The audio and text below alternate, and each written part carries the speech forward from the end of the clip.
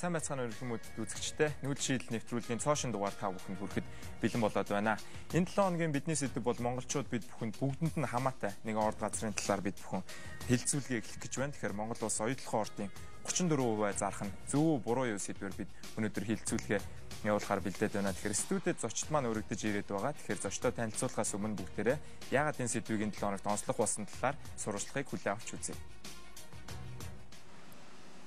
Оюутлогын ордод 1987 онд анхны геологийн зураглалын судалгаа хийгдэж байсан бол 2001 онд Ivanhoe Mines компани тус ордыг нээсэн байна. 2006 оноос Ivanhoe Mines, Rio Tinto компаниуд оюутлогын бүтээн байгуулалт, олборлолтод стратегийн болон техникийн түншлэл байгуулан ажиллаж 2009 онд Монгол Улсын засгийн газар Ivanhoe Mines, оюутлогын компани болон Rio Tinto компанийн хооронд хөрөнгө оруулалтын гэрээ байгуулагджээ.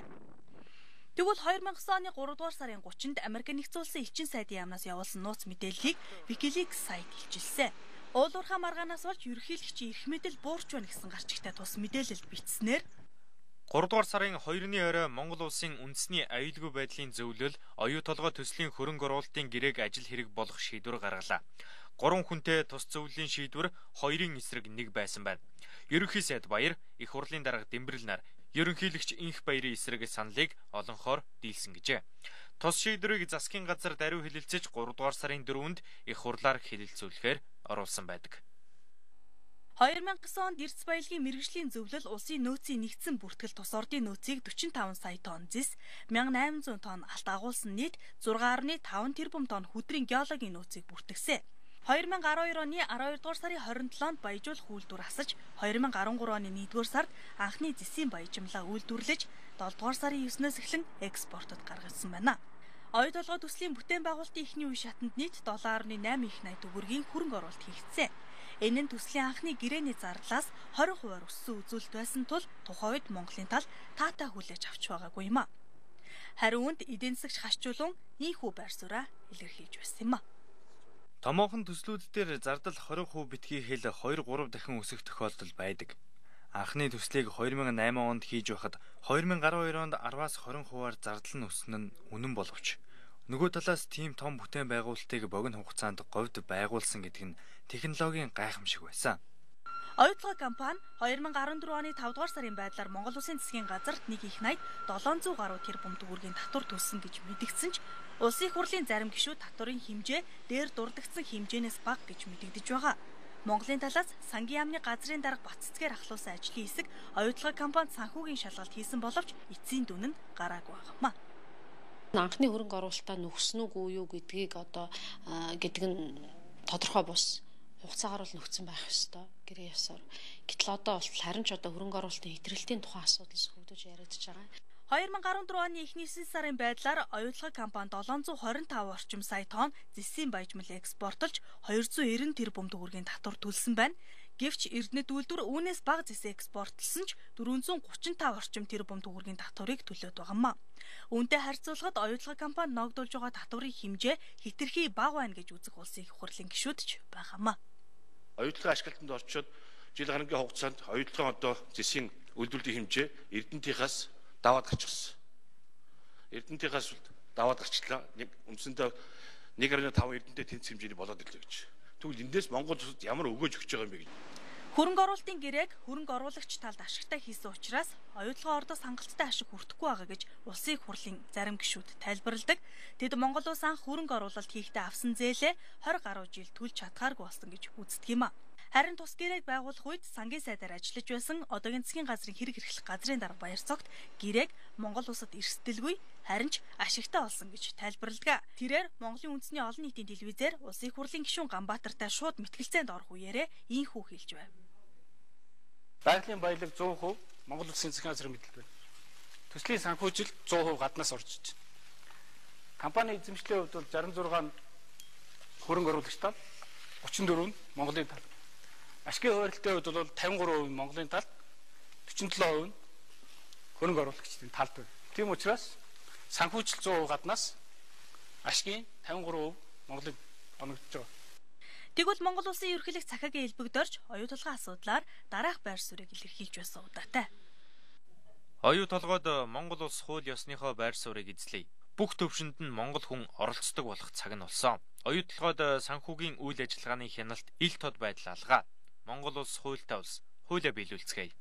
Харин нийтлэлч жаргал сайхан оюу толгойтой холбоотой үүсэж байгаа нөхцөл байдлын талаар хэлэхдээ энэ төслийг багахан шиг улс төржүүлж ил тод байдал болон иргэдийн хяналтыг нэмэгдүүлж ухаалаг хандахыг цаг үе шаардаж байна. Оюу толгойг улс төржүүлж улс төрийн зорилгоор ашиглахыг санаархаж байгаа хүмүүс улс төрийн хүчнүүд аливаа дайралт хийхээс өмнө энэ төсөл зогсвол эдийн засагт үзүүлэх сөрөг нөлөөний тухай дахин нэг бодохыг уриалж байна.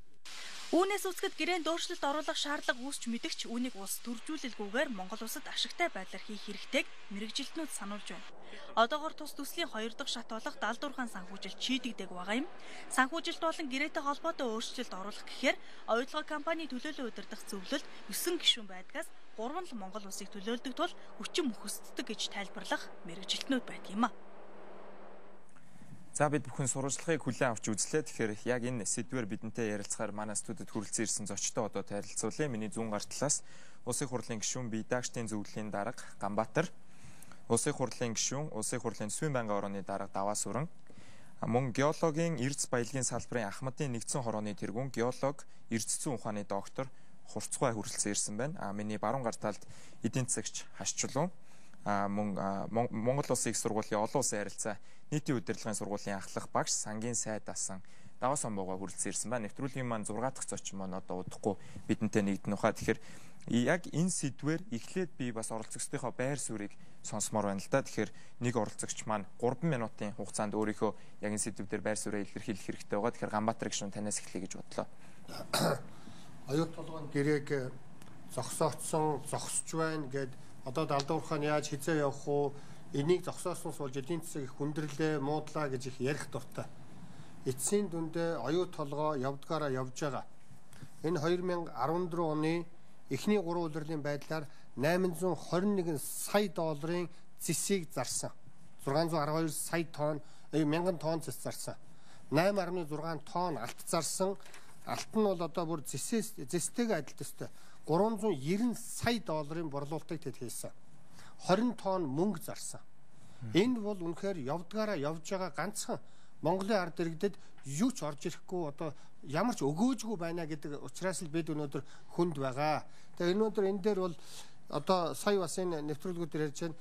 Баг улс төржүүлээ, баг одоо энийг баг садаа болооч л гэж ярих гэдэг. Бидаагчдын зөвлөлөөс одоо удаа дараа хамгийн сүүлчийн удаа үндэсний аюулгүй байдлын зөвлөлд бүр загтлын явуулсан. Ганбаатар, Болорчлон, Даваас Сүрэн гишүүнээс ингээд бидний захаанд хариулаач. Тэр захаан дээр юу байгаа вэ гэвэл Turkish Steel энэ Rio Tinto гэдэг энэ компани санхүүгийн одоо үйлчилгээ үзүүлдэг байгууллага нь 8.3 тэрбум долларыг Монголд оруулсан. Rio Tinto-гоор дамжуулж 7.1 тэрбум долларын ашигтай санхүүгийн үйлчилгээ үзүүлсэн компани гээд Rio Tinto Southeast Asia гэдэг компани байна. Энийг одоо энэ манай тагнуулын газар байна. Манай одоо энэ холбогдох оюу толгой эрдэнэс оюу толгой байна. Энэ бүгд энэ дээр мэдээлэл хийгээч. Бүх энэ үндэсний аюулгүй зөвлөлд эрх барьж байгаа энэ ман гээд 2 намд бүх гишүүдэд нь бидний зүгээс энэ мэдээллүүдээр та нар байр суурь илэрхийлээч. Энэ мэдээллүүдийг хаанаас авсан бэ гэвэл бид Turkish Steel-ийн сайтаас авсан. Бид мэдээлэлтэй судалгаатай үндэслэлтэй Монголд ямар ашигтай байна гэдгийг л асуудаг. Өнөөдөр ашиг шимэн өгөөж нь муу байна. Энийг яаж сайжруулах вэ? Бид хохироод байна. 34% ард иргэдийн эрх ашигыг хэн хаана ярих гээд байгаа юм бэ? Тэгээ энэ дээр төлөөлөл удирдах зөвлөлийн одоо Монголыг талыг хариуцж байгаа 3 төлөөлөгчдөө загтал явуулсан. Та нар бидний өмнөөс ард иргэдэд энэ оюу толгой дээр юу болж байгааг тайлбарлах үүрэгтэй. Цалин аваад явж байгаа. Өнөөдөр энэ нэвтрүүлэгт тэр туузын 3 гишүүн оролцох ёстой. Эрдэнэс оюу толгой компани тэр захирал нь орох ёстой. Жигжид сайд нь оролцох ёстой. 3 өндөрлгүүд нь оролцох ёстой. Оюу толгой өнөөдөр тийм чухал асуудал. Хэдэн зуун эмнэлэг, барилга өнөөдрийн тэр ажлын байр бол оюу толгойгоос шалтгаална. Бид оюу толгойг ядуурлаараа солих гэж гэрээ хийсэн гэж би итгэдэг. За баярлалаа. Тэгэхээр төлөөлөл удирдах зөвлөлийн 3 гишүүнийг нэвтрүүлэг бол бараг 14 хоног урьдсан байгаа. Тэгээд яг оролцохгүй гэдэг шийдвэрээ хэлээгүй байжгаад бас оролцож амжсангүй өнөөдөр. Тэгэхээр одоо Хашчлуун багшаас бас сонирхмоор байна л да. Энэ 34% эзэмшлээ өхөө гэдэг санал асуулга Mining Journal гэж сэтгүүл явуулаад ихэлсэн. Тэгэхээр өгөөд роялтигоо нэмэх юм уу? Зөвхөн эзэмшлээс ингээд бид нэр компани эзэмшлээс татгалзах уу? Энэ дээр бас таны байр суурь ямар байгаа вэ? За ер нь бол яг манай Монгол улсын хуулиар бол 34% бол том төслүүдээр бол эзэмших ёстой. Эннийхээ дагуу энэ гэрээгээ байгуулад манай Монгол улсад эзэмшиж байгаа. Энэ үйлдвэрийн одоо 34% нь бол манайх. За орд нь бол 100% манайх. Тийм учраас бол энийг одоо яаран санд руу ямар нэгэн байдал одоо төсөв хүндрэлээгээд хямдхан үнээр бол зарах бол ерөөсөө яриа бол байж болохгүй гэж бодож байна. Тэгэхээр энэ бол цаашдаа бол 100 жил гаруй за 200 жил ч магадгүй одоо Монгол улсын эдийн засгийг тэтгээд аваад явах асар том төсөл энийг байгуулах гэж бол олон жил зарцуулсан, олон төсөлч одоо гарсан, олон удаа хэлэлцсэн. Тийм учраас бол юуны өмнө одоо энэ бол цаашдаа одоо 2020 оноос эхлээд ч юм уу тодорхой хэмжээний ашиг орлого нь бол манайд бол орж ирнэ. Одоохондоо бол асар том бүтээн байгуулалт явуулж байгаа учраас бол зардал ихтэй. Мэдээж бол тэрнийхээ хэмжээгээр бол алдагдал бас байгаа. Гэхдээ бол эн чинь жоохон байж байгаа ашигтай болохын даваан дээр нэгээ зарчих юм бол тун утахгүй шийдвэр болно. Тийм учраас бол миний бодож байгаагаар бол энэ үйлдвэрээ бид нар авч яваад цаашдаа улам хөгжүүлээд одоогийн байдлаар энэ үйлдвэрийнх нь бол 95% нь одоо Монгол ажилчид байгаа. Удирдлагч байж байгаа, одоо энгийн одоо гүйцэтгэх инженер бүгдээрээ байж байгаа. Тэр утгаараа бол энэ бол яг одоо Монголын үндэсний үйлдвэр болох энэ шат одоо даваан дээр бол явж байна. Тэгэхээр бол мэдээж одоо ийм том үйлдвэрийг байгуулад ашиглалтанд оруулах нь бол асар том хөдөлмөр. Манайд бол одоо Эрдэнэтийг ашиглалтанд оруулаад өөрийн болох гэж бол одоо 15 жил зарцуулсан гэж би боддог. Оюу толгой бол дөнгөж одоо ажилд ороод 1 жил болж байна. Тиймээс бол тэр хэмжээгээр бол бас ойлгомжтой энд бол хандахтай бол одоо тодорхой хэмжээний хүлээцтэй. Мэдээж алдагдал байвал алдаа байвал тэн дээр нь бол бас өөрийн гэсэн дүгнэлтээ хийгээд явах ёстой. Цаашдаа бол 2020 он гэхэд бол энэ төсөл Монголын эдийн засгийн 3.1-ийг бий болгоно гэсэн тийм тооцоо байдаг. Дор хаяж. Тэгэхээр эн чинь юу гэсэн үг вэ? Эн чинь манай ирээдүй. Тийм учраас бол энэ бол одоо бидний авч ёстой хамгаалах асар том одоо баялаг байгаамаа гэж бодож байна. За баярлалаа. Тэгэхээр мэдээч хэрэг Rio Tinto бол Монголын хамгийн том хөрөнгө оруулагч байгаа. Гадны хөрөнгө оруулагчид бол Rio Tinto-г Монголын засгийн газартай хэр хурдан учраа олох вэ гэдгийг хүлээж байгаа гэдэг мессеж бол гадаадын хэвлэлүүдээс бид нэр өдөр тутам уншиж байгаа.